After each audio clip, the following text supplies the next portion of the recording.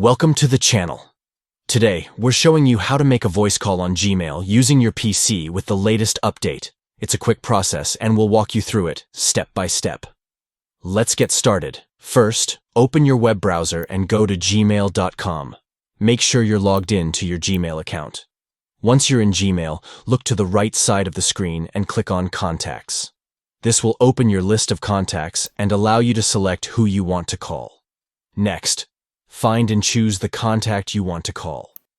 Click on their name to open their contact details. Now click on Start Video Call. This will initiate a call, but don't worry, we'll turn off the camera shortly. Once the call starts, you'll see options at the bottom of the screen. Click on the camera icon to disable it. This will ensure that your call is a voice-only conversation. And that's it. You're now making a voice call on Gmail. If you found this video helpful, please give it a thumbs up and subscribe for more tips and updates. Thanks for watching.